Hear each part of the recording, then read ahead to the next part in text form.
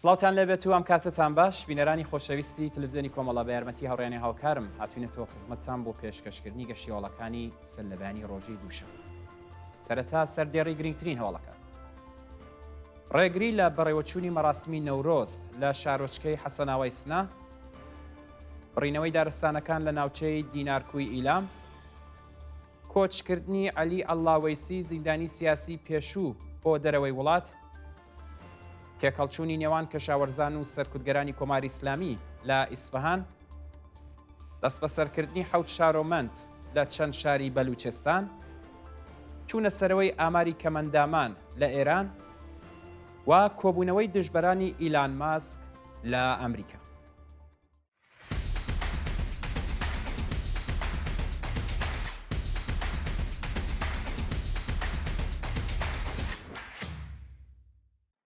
ڕێگری لە بەڕێوەچوونی مەراسمی نەورۆز لە شارۆچکەی حەسەناوای سنا.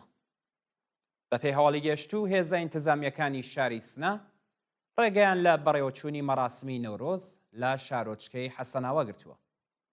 بڕیار بوو ڕۆژی دووشەممە 11 خاکەلێوە مەراسمی نەورۆز لە شارۆچکەی حەسەناوای سنا بەڕێوە بچێت، بەڵام بە وتەی سەرچاوەکانی هەواڵ شۆڕای تامینی ئوستان ئیدارەی ئیتلاعات و ئیتلاعاتی فەراجا هەڕەشان لە چالاکانی مەدەنی کردووە کە ئەگەر بەبێ مۆڵەت ڕێوڕسمی نەورۆز بەڕێوە بن ڕوبەڕووی ڕێکاری یاسایی دەبنەوە. بڕینەوەی دارستانەکان لە ناوچەی دینارکوی ئیلام بەپێی ئەو وێنانەی لە تۆڕەکۆمەڵایەتیەکان بڵاو کراوەتەوە، سەدان داری بەڕوو لە ناوچەی دینارکۆی ئیلام لەلایەن قازانج پەرستانەوە بڕدراوە و زیانێکی زۆر بە ژینگەی ناوچە گەیشتووە. بە وتەی چالاکانی ژینگەی ئیلام، بڕینەوەی دارستانەکان بە واتای هاتنی لافاو، وشکە ساڵی، بەرزبوونەوەی ڕێژەی هەژاری و لە ناوچوونی بوونەوەرەکانی ئەو پارێزگایە. دوژمنانی ژینگە و قازانج پەرستان لە پێش چاوی مەئمورانی ڕژیم و بە هاوکاری ناوەندە دەوڵەتیەکان دارستانەکان تاڵان دەکەن و هەست بە بەرپرسیاری لە ئاست ئەو کاولکاریە ناکەن. کۆچکردنی عەلی ئەڵڵاوەیسی زیندانی سیاسی پێشوو بۆ دەرەوەی وڵات. عەلی ئەڵڵاوەیسی چالاکی سیاسی و دەست بە سەرکراوی شۆڕشی ژن ژیان ئازادی بەهۆی گوشارەکانی وەزارەتی ئیتلاعات ناچار بە کۆچکردن بۆ دەرەوەی وڵات بوو. بەپێی راپۆرتی دەستگای هەواڵنێری هانا، عەلی ئەڵڵاوەیسی کە پێشتر چەندین جار لەلایەن ناوەندە ئەمنیەتیەکانەوە بانکێشت و دەست بەسەر کرابوو، ڕۆژی شەممە 9 خاکەلێوەی 1404 بەهۆی گوشار و هەڕەشەی بەردەوامی بەکرێگیراوانی کۆماری ئیسلامی ناچار بە کۆچکردن بۆ دەرەوەی وڵات بووە. ئازادی 5 بەندکراوی مەراسمەکانی نەورۆز لە سەقز، کرماشان و مەریوان.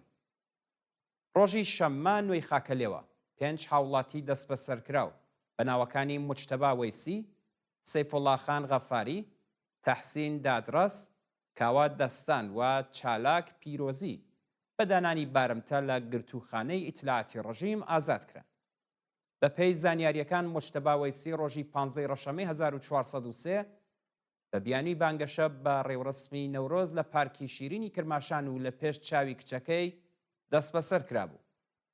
ڕۆژی شەممە ئەو چالاکە مەدەنیە بە دانانی وەسیقەی 700 میلیۆن تمەنی لە گرتوخانەی ئیدارەی ئیتلاعات ئازاد کراوە.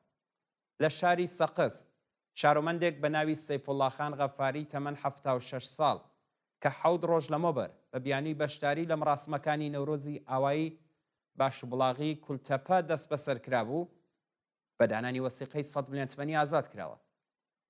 هەروە لە شاری مەریوان، 3 گەنج بە ناوەکانی کاوا دەستان، تەحسین دادڕەس و چالاک پیرۆزی کە لە پەیوەندی لەگەڵ مەراسمەکانی نەورۆز دەست بەسەر کرابوون، بە دانانی وەسیقەی 200 میلیۆن تمەنی لە گرتوخانەی ئیتلاعاتی ئەو شارە ئازاد کراون.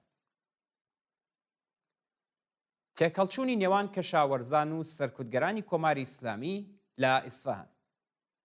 ڕۆژی یەکشەممە 10 خاکەلێوەی 1404 هێزە سەرکوتگەرەکانی کۆماری ئیسلامی هێرشیان کردە سەر کەشاوەرزانی ناڕازی لە ئیسفەهان و تێک هەڵچوون ڕوویدا.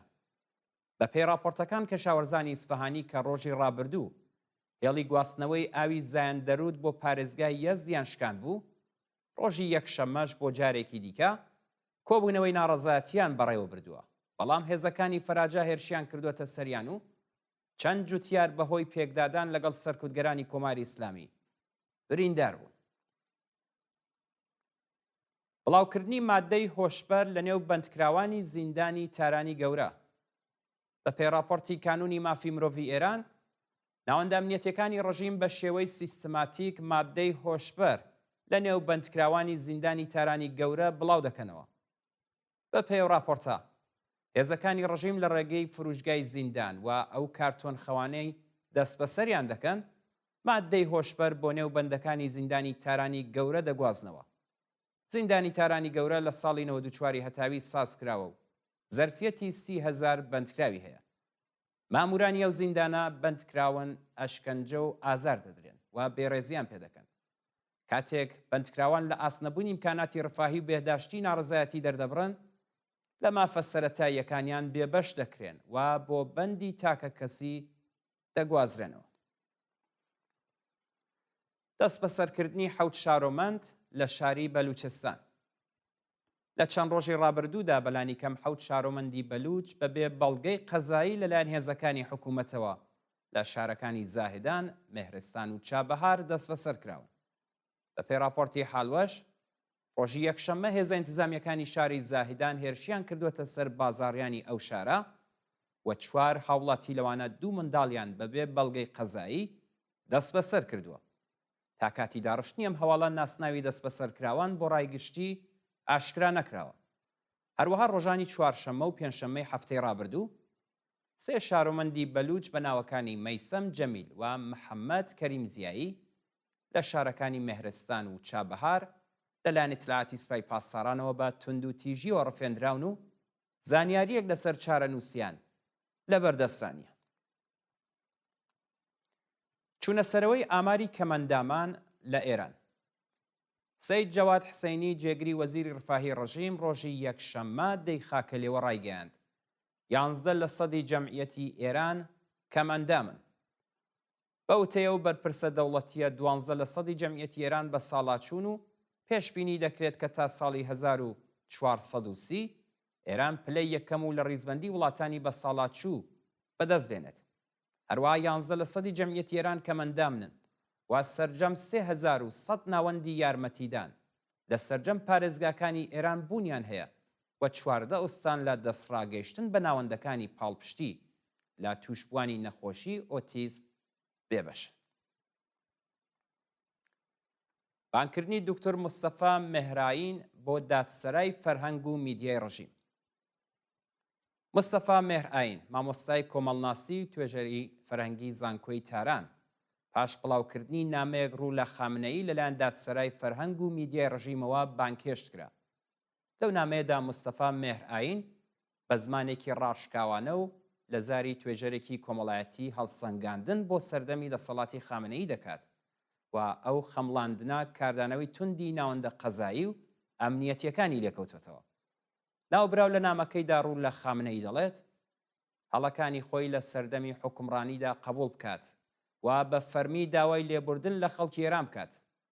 مێهرائین بە خامنەی دەڵێت ڕاشکاوانە بە خەڵکی ئێران بڵێ کە تەواوی پرۆژەی کۆماری ئیسلامی و ڕێبەرایەتی خومینی و خامنەی هەڵەیەکی مێژووی بووە، بە تایبەت داوای لێبوردن لەو کەسانە بکە کە بەهۆی سەرکوتگەریەکانتەوە جەریان سوتاوە. تا دەرفەت هەیە هەموو کاروبارەکانی دەوڵەت بە سەرۆک کۆمار بسپێرە تاک و بەستنی گۆڕانکاری لە ڕژیم ساز بێت. لە سێدارەدانی 3 بەندکراو لە 3 زیندانی ئێران. ڕۆژی شەممان نوێی خاکەلێوەی 1404 حکمی ئەعدامی 3 بەندکراو بە تۆمەتەکانی پەیوەندیدار بە مادەی هۆشبەر و کوشتنی بە ئەنقەس لە زیندانەکانی تەورێز، عێراق و گۆرگان جێبەجێکرا. بە پێی راپۆرتەکان 2 بەندکراو بە ناوەکانی عەباس فاتحی تەمەن 28 ساڵ و یاسر ڕەوشەن بە تۆمەتی کوشتنی بە ئەنقەس لە زیندانەکانی گۆرگان و عێراق ئێعدام کراون. هەروە بەندکراوێک بە ناوی مۆرتەزا سەعادەتپور زەینی بە تۆمەتی پەیوەندیدار بە مادەی هۆشبەر لە زیندانی تەورێز لە سێدارە درراوە. خۆپیشاندانی شارۆمەندانی ئیسرائیلی دژ بە نەتانیاهۆ. شەوی شەممان نوێی خاکەلێوەی 1404 هەزاران شارۆمەندی ئیسرائیلی لە چەند شاریە وڵاتە دژ بە سیاسەتەکانی دەوڵەتی ڕاستگەرای نەتانیاهۆ ڕۆژانە سەر شەقام و خوازیاری ڕاگررتنی شەڕ بوون. بە پێی راپۆرتەکان شارۆمەندانی ئیسرائیلی بەوتنەوەی دروشت دژایەتی خۆیان لەگەڵ پێدانی اختیاراتی زۆرتر بە سەرۆک وەزیرانی وڵاتە نیشانداوە و خوازیاری ڕاگررتنی شەڕ، ئازادی دیلەکانی دەستی حەماس و دەست لە کارکێشانەوەی نەتانیاهۆ و محاکەمەی لە دادگا بوون. دوا هەواڵمان سەبارەتە بە کۆبوونەوەی دژبەرانی ئیلان ماسک لە ئەمریکا. ڕۆژی یەکشەممە دەی خاکە لێوە سەدان شارۆمەندی ئەمریکایی لە بەردەم نوێنەرایەتی ئۆتۆمۆبیلی تەسلا لە ئایالەتەکانی ئاریزۆنا و کالیفۆرنیا کۆبوونەوە. خۆ پیشاندەران ئەندامی بزوتنەوەی تەسلا بڕوخێنن بوون و بە بەدەستەوە گرتنی پلاکارد و وتنەوەی دروشت خوازیاری تەحریمی شەرکەتی تەسلا و بەرەنگاربوونەوە لەگەڵ سیاسەتەکانی ئیلان ماسک بوون. بەشداربووانیە و چالاکیانە دژایەتی خۆیان لەگەڵ پاڵپشتیەکانی ئیلان ماسک لە حیزبە ڕاستگەرەکانی جیهان نیشاندا و داوایان لە کۆمەڵگەی ئەمریکا کرد بۆ بەرگری لە دموکراسی پەیوەست بەو بزوتنەوەی بن. عزیزان خۆشەویستان، گەشتیواڵەکانی سەرلەبانیتان پێشکەشکرا. کاتێکی خۆش بۆ هەموو لایەک.